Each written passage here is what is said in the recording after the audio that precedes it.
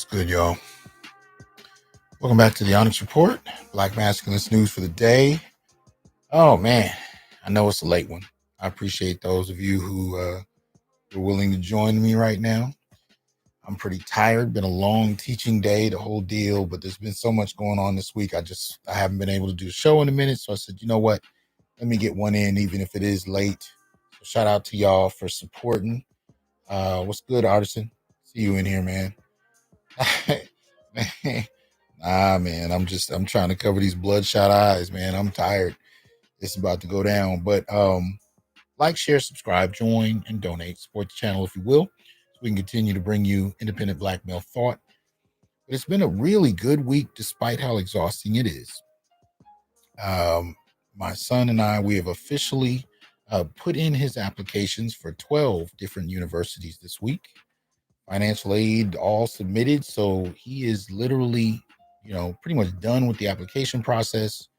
So we just on the wait and see thing, but we got everything in, this week, and I'm a little spent, but I'm happy at the same time. And every day that goes by, I'm realizing I'm moving closer to my son, moving to the next stage. A minute ago I could hold him in one hand. Now he's 6'10" and he's getting ready to leave. So this time next year, he should be at a university. So y'all got to forgive me on these kind of moments. They get me, So AL, what's going on? See a few brothers in here. Again, much appreciated. Hey, Rue, appreciate that support. AKs and Curtains, what's up? Cody, what's going on? AL. So I'm not going to stay on long. Just wanted to get a quick hit in. Spain, man, what's up? But appreciate that, Artisan.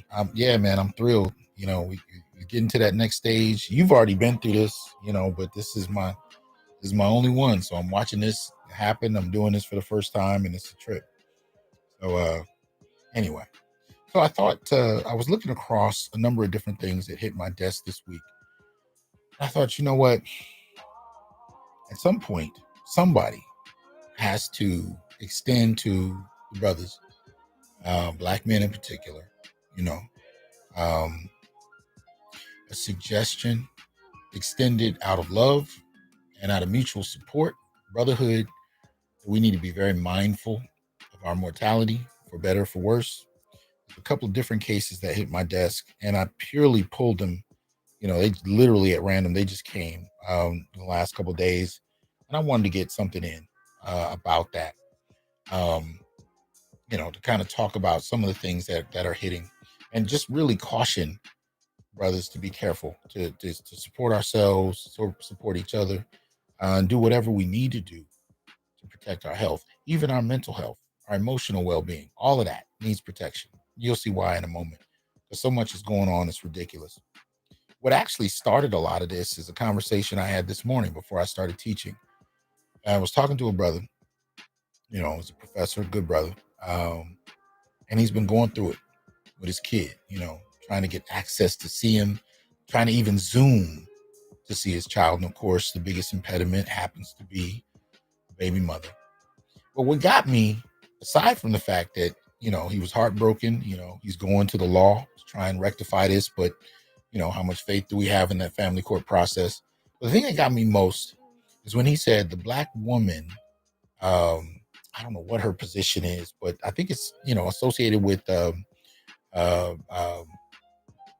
is it? Is it Child Protective Services? Yeah, I think it is. I may be mistaken, but the black woman Child Protective Services worker was talking to him about this whole issue because he had been falsely accused of a crime he didn't commit. His baby mother accused him of something that was proven to be fake, so he was kind of let off the hook with that, but there were no repercussions. She didn't have to suffer anything.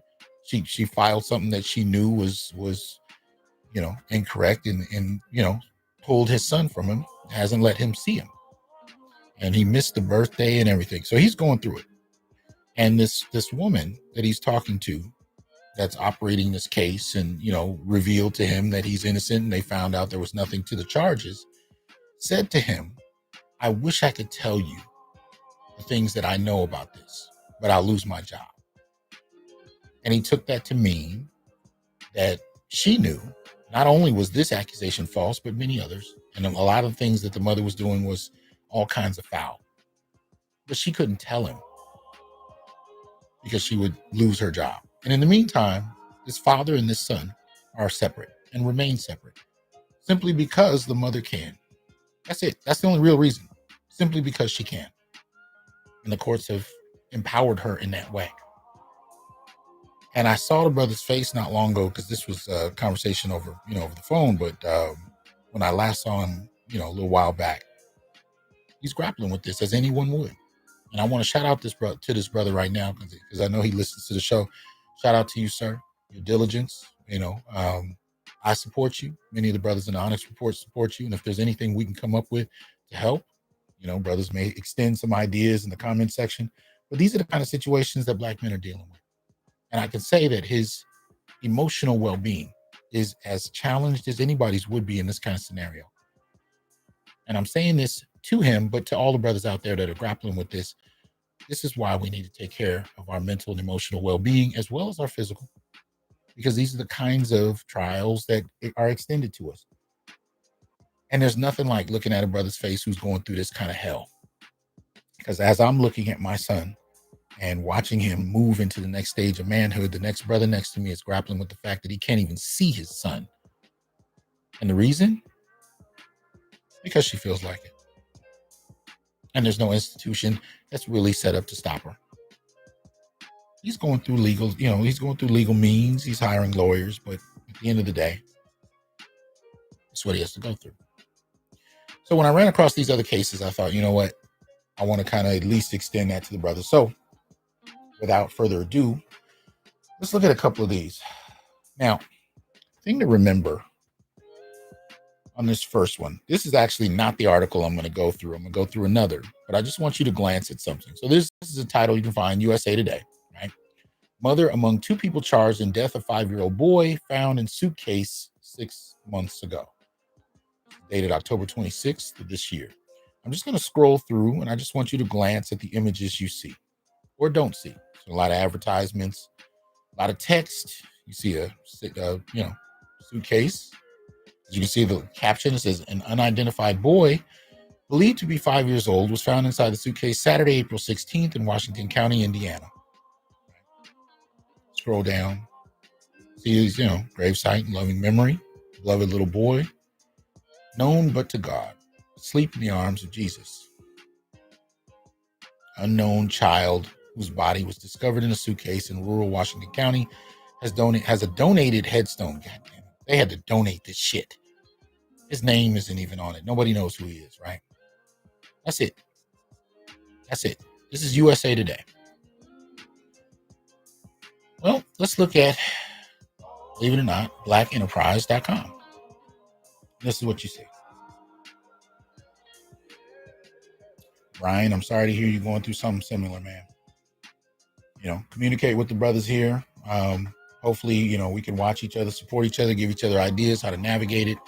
This is the shit we talk about. So, blackenterprise.com. Mother wanted for murder after 5-year-old son found dead inside suitcase. She believed he was possessed by powerful demonic force. That's what we're dealing with. 2 people being held accountable. But notice how the USA Today article didn't even have pictures, right? Didn't even want to name it. So let's read through it a little bit. A young boy's dead body was discovered inside a suitcase in Indiana back in April 2022. This week, police officials revealed that the mother of the boy is suspected of being involved in his death, and she believed that demons possessed her son. A warrant has been issued for her arrest. According to WGN9, a boy who was found in a suitcase several months ago has been identified as 5-year-old Cairo Jordan. See pictures there. His mother, 37-year-old Dejan Ludi Anderson, is being sought by police officers after arresting 40-year-old Dawn Elaine Coleman on October 19th in San Francisco. Authorities were able to lift fingerprints from the 2 trash bags. God damn it. found with the suitcase that matched both suspects. A match of Anderson's fingerprint was discovered on June 29th, while the one that matched Coleman's was found on July 25th. Right? The Indiana State Police issued a release stating that arrest warrants were issued for both women on October 14th, charging them with neglect of a dependent resulting in death, a level 1 felony, and obstruction of justice, a level 6 felony. Court documents show that Anderson believed her son was possessed. According to social media posts, officials stated that the mother revealed through her Facebook and Twitter accounts between December 2021 and April 2022 that she believed her son was a demon and he needed to be killed or exorcised. January 5th, she wrote in a post about hexes and curses, protection spells, and reversal spells for Cairo.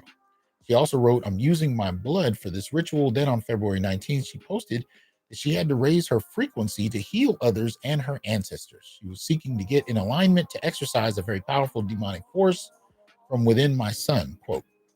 There were also posts from March 15th and 18th, as well as April 8th, referring to different matters surrounding her beliefs about demons living within a child. She talks of telling her story through a book and a podcast, according to one of her posts. After police officers brought Coleman into custody last week, officials released a second arrest warrant this week on October 25th that added on a murder charge for Anderson. So when I talk about maintaining our well-being, I'm actually talking about in this context, protecting our kids. Hence the brother I mentioned earlier fighting to see his son. This is obviously a most extreme case in that regard, but I will say at the same time, sometimes it can be a matter of life and death. So I urge you to fight for your children. Not because this is something that will happen to everybody by any means, no, but simply because as fathers, we need to be involved. Protection is one of the things that we do as men, and our children need it. But we also know what we're up against. So all I can do is urge brothers to continue to fight for their well-being, their children's well-being. This is the first case. So again, reflecting on black male mortality, this young boy left in this suitcase, buried in an unmarked grave that had to have a donated headstone. Who advocated for him? Right. Second case, thought you guys might find interesting. You can find this on cwbchicago.com. Of course, all the links will be kept in the description box. Right. Let me see. I appreciate that, Child of Light. Thanks for the support.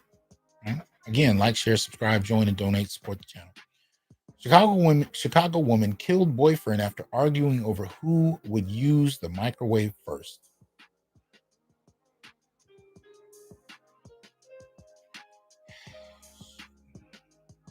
What's up, Nameless? See you in there, man. So you spoke on it last night. There are folks out here who think depression and mental illness is an excuse to be lazy.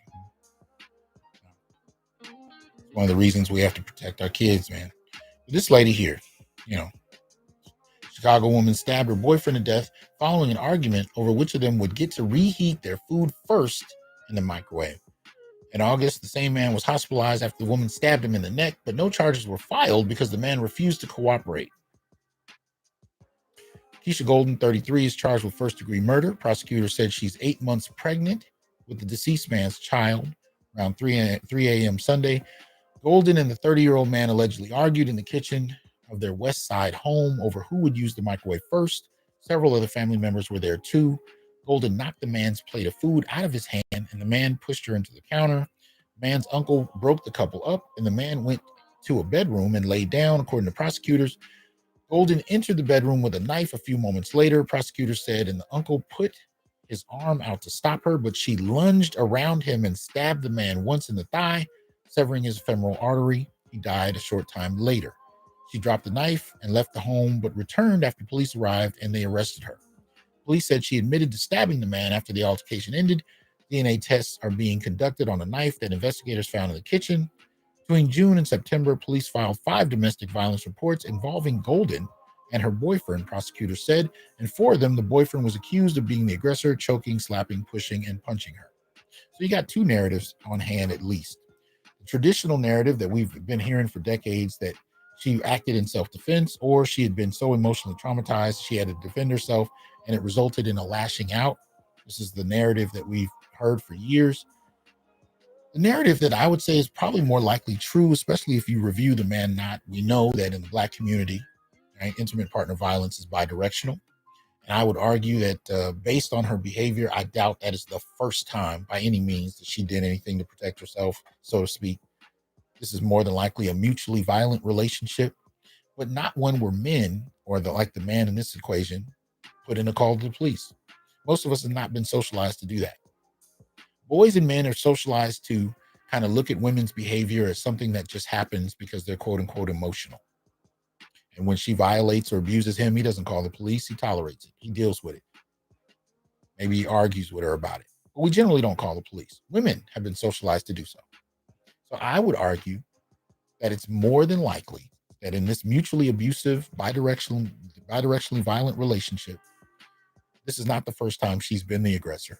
I don't think it was in self-defense. I think this is likely something that's been happening. The only difference is he likely didn't report it. Again, when I talk about protecting our mental health, emotional well-being, report it. It's time to get to that point, fellas. In September, police took a report after Golden allegedly stabbed a man in the neck with a knife. Prosecutor said he had to be hospitalized, but he refused to press charges. So understand this. Understand this. Last month, September, she stabbed him in the neck with a knife. Golden has never been arrested as an adult.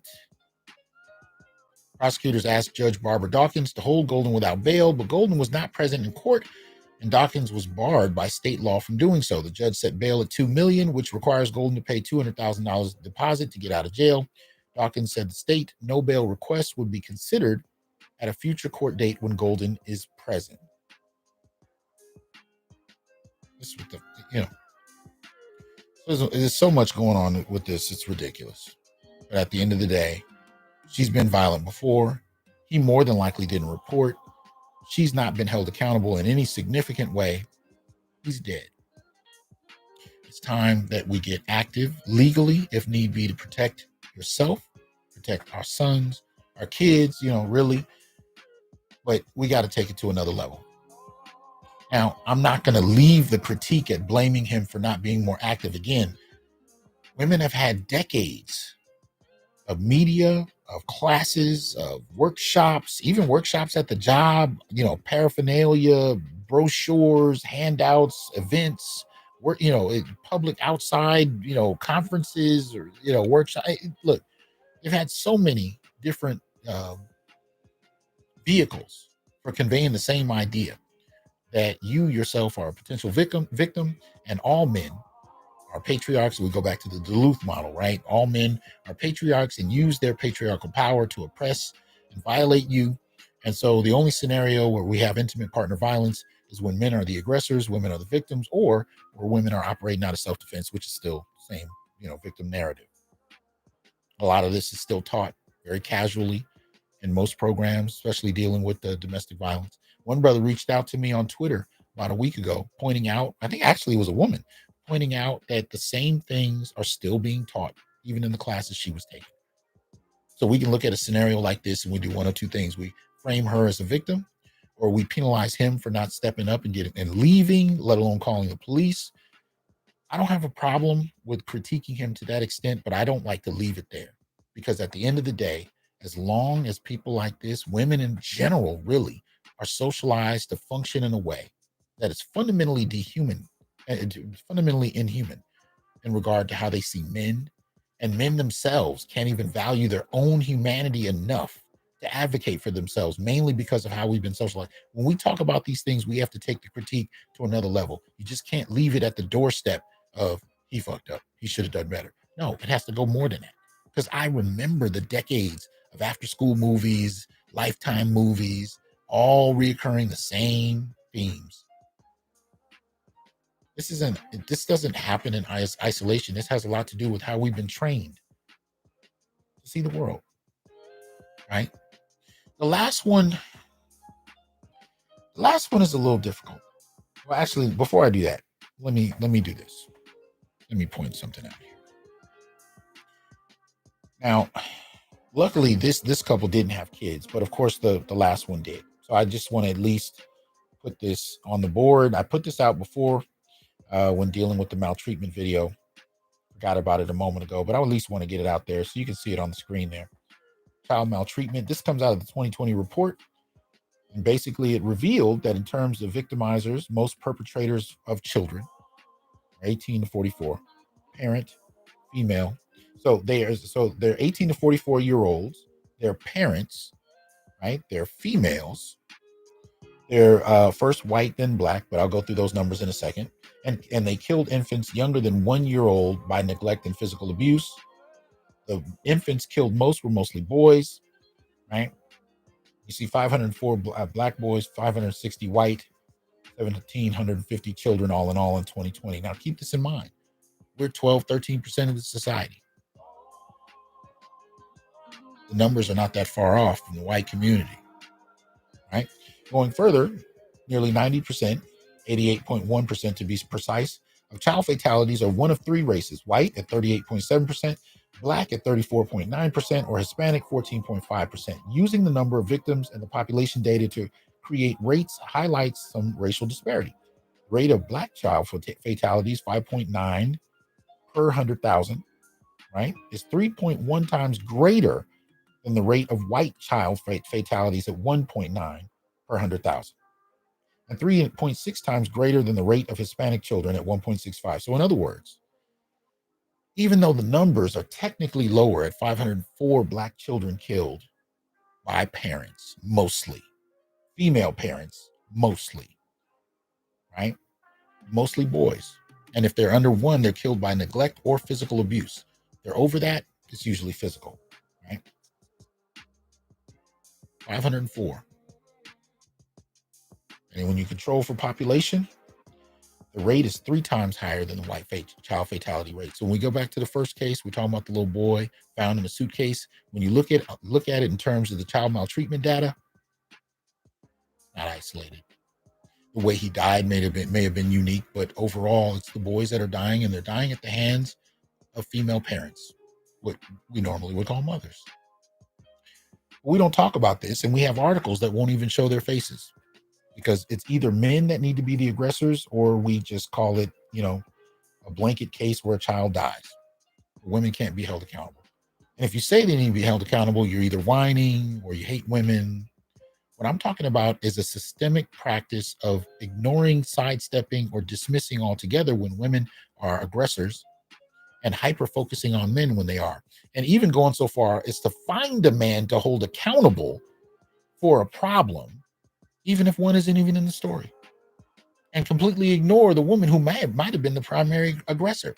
I've seen people look at the cases like this where little boys are killed and the father isn't even part of the story, but he becomes responsible for the child's death even when the mother killed him. This is the way we think, because we've been socialized to not pay attention to men unless we're blaming men, and not hold women accountable. If you want to blame a man for not being present without knowing the details, you need to investigate why that's okay with you. If we knew the details and we knew why he wasn't there and you want to make him a part of this, that's fine. But never sidestep who actually pulled the trigger or killed that boy and put him in a goddamn suitcase. You need to be able to hold women accountable too.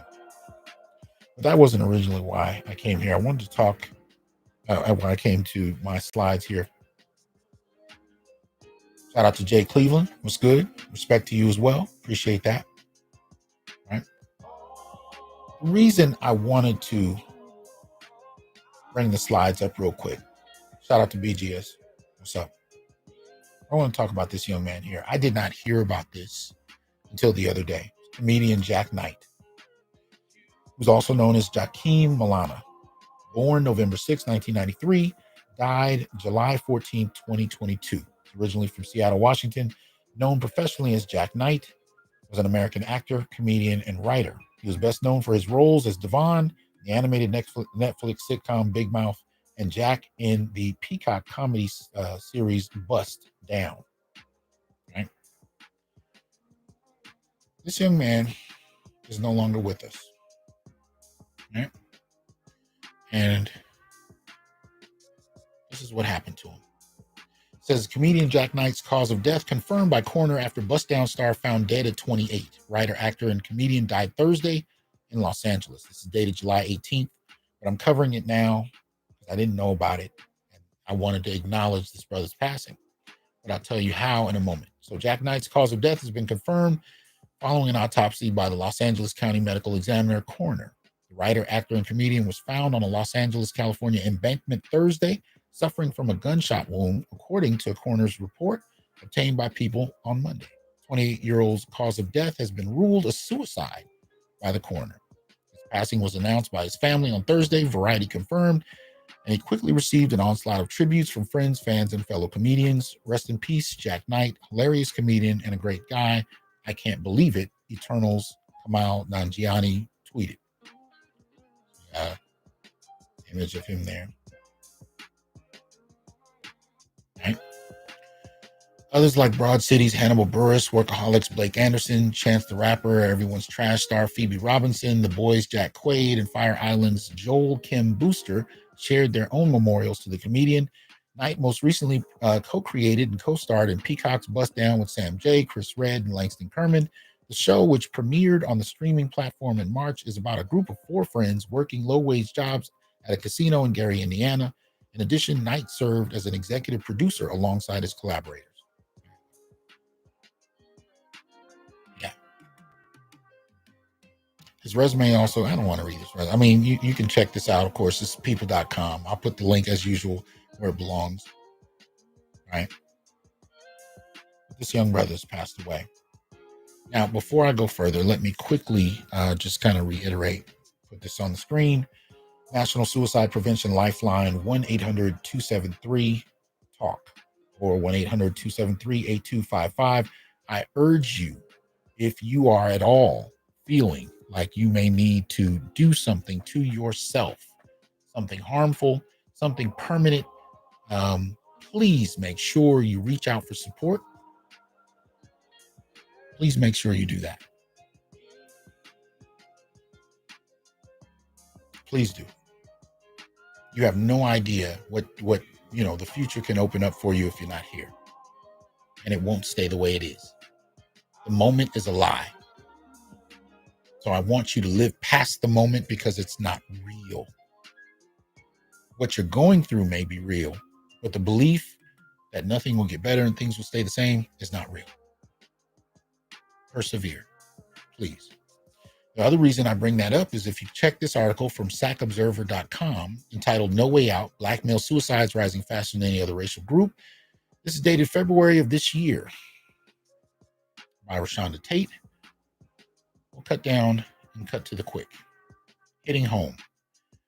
While rates of suicide and anxiety have risen sharply during the pandemic, a recent study from the journal JAMA found that suicide attempts were rising at an alarming rate long before COVID. The study found that Black males had the highest increase in suicide attempts compared to any other race in the group, for example, increasing nearly 80%. And Black males, for that matter, particularly young ones, led in suicide attempt injuries as well. 80%. How many of y'all even hear people talk about Black males when it comes to suicide? So here we have 3 cases. One where 2 women killed a boy, or one had something to do with it. The mother, more than likely than anybody, seemed to have been the one to do it. I guess we got to use the term allegedly, right? And at the same time, other articles on larger, like USA Today, larger sites won't even post their pictures. But you got mothers killing children. Right? Second case, you got a woman killing her man because he wanted to microwave something before her. Case of a stream of violence between them, bidirectional violence, men not being really taught that they should actually call for resources, call for support when being abused. And nobody talks about it unless she's the victim. That's the only story they want to put forth, right? That's what we're dealing with. These are the kind of cases we're looking at. And we come lastly to Jack Knight. And I want to play a little bit of Jack Knight because I had not really had the opportunity to hear much of his work. But what I did hear seemed like he was a talented brother. As usual, I need to test things out because my system is always doing some updates, So I'm going to play just a quick second of something, and I want to know if you guys can hear it. Here we go. I don't know if you know this, but there's a civil war. Okay. Could anybody hear that just now? Put a 1 if you could in the chat. What I just played. Okay. Appreciate that, Artisan. Thank you. So that said, we're going to close out with a little bit of Jack Knight himself. Hear from him directly. I don't know if you know this, but there's a civil war going on between old black dudes and young black dudes. Old niggas hate us. Any older cousin, uncle, nigga named Darnell, they don't want nothing to do with us. I came home for Thanksgiving wearing pink socks. This nigga spit stuffing out. Why all y'all gay? I was like, you just met my girlfriend, nigga. I don't even know how to answer that question. And it pisses me off that old niggas do that. He's like, why y'all act like that? Why y'all weird? Why y'all act like that? Why y'all weird? The government. The same way you acted weird when you were young, because of the government. The FBI wanted to destroy black men so we can never build equity in our communities. So they wanted us to be detached from our families. So they made economic obstacles. The prison system flooded us with drugs. So subsequently, it would lead to a generation of black men raised by their grandmas and their moms, just like me, creating a generation of sassy ass niggas.